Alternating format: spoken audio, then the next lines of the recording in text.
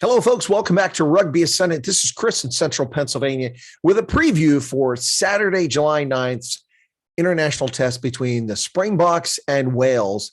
This one being played at Toyota Stadium in Bloemfontein, or Maunang, as it's called. Well, Wales nearly made winter very dark in the Southern Hemisphere last week at Loftus after a Jasper Wiese knock-on led to a late game tying try, knotting things up at 29-29. Very difficult kick from the corner, and it was missed. Dan Biggar couldn't quite make that from the corner, and it stayed knotted up at 29-29. Both teams desperately trying to avoid giving away a penalty after the restart, and eventually it's Dan Biggar who knocks the ball on, trying to knock it down, and the Bucks get to kick and win the game. Escaping with a 32-29 victory, Wales nearly upset them to get their first ever victory in a century in touring in South Africa. But it was not to be. The Springboks managed to scrape away and get that win and retain their top ranking in World Rugby. Well, folks, Jacques Nienaber has made wholesale changes to the lineup this week with 14 new players in the starting 15. Yeah, that's right. I didn't misspeak. 14 new starters out of 15 players. Wow.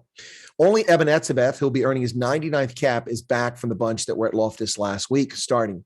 Overall, there were 19 changes in the 23-day match day squad. Unbelievable, 19 of 23 changes. Now, Comically, the British Broadcasting Corporation has ran a story and said they have the audacity to call the selections an insult to Wales, and this is a B squad. Seriously? The former World Rugby Player of the Year, Pieter-Steph du Toit, and the current URC Player of the Year, Evan Ruis from the Stormers, 3 URC champions and 7 URC runner-ups, plus 7 World Cup winners. Is the BBC delusional? This is depth, not an insult to Wales. Shows you how deep South African rugby talent is. Now, all these changes are less likely a consequence of the Springboks' turgid performance last week, and more likely it's a desire by Jacques Nienaber to get some combat test for players to prep for France 2023. You see, South Africa has its eyes on the prize, and that's a repeat of what we saw in Japan 2019, winning the William Webb Ellis Trophy. Nienaber may be of the same mind as Rossi, who sacrificed a game in Washington, D.C. to Wales to get fresh blood on the pitch a few years ago. Test losses led to experience, and that proved pivotal for taking home the William Webb Ellis Cup in 2019 in Japan. Meanwhile, Wayne Pivac, the head coach of Wales, fields the same squad that performed very well until ill discipline let them down late in that game.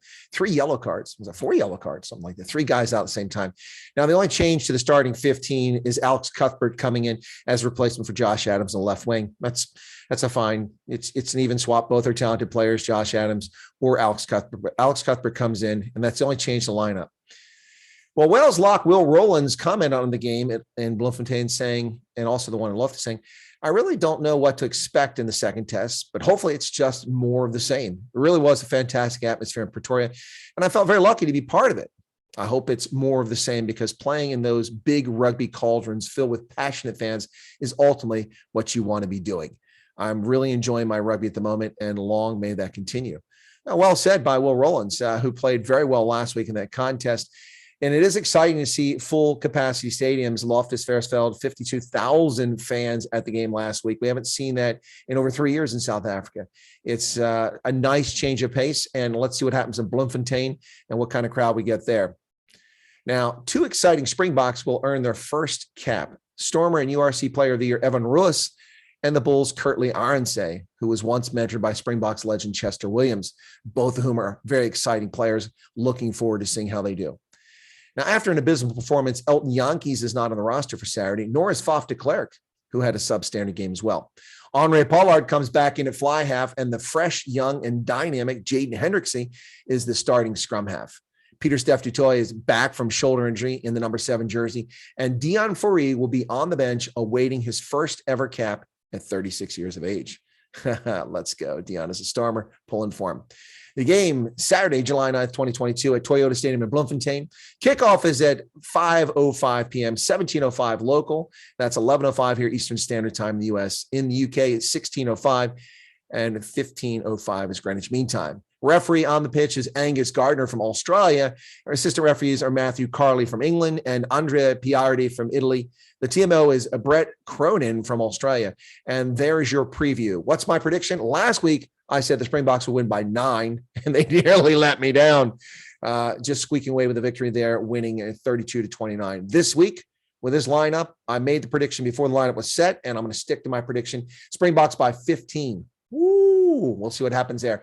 Whatever the case is, folks, be there or be square. Tune in on July 9th to Rugby Ascendant to listen to my live color commentary and play-by-play of this game from Bloemfontein. There you have it, folks. Thanks a lot. Be sure to become a subscriber here. We appreciate your support. And hey, tune in and listen to the game for my commentary. You can always put Super Sport on if you're in South Africa. Put it on mute and listen to Chris's commentary. It's passionate and it's informed. Thanks a lot. Y'all take care.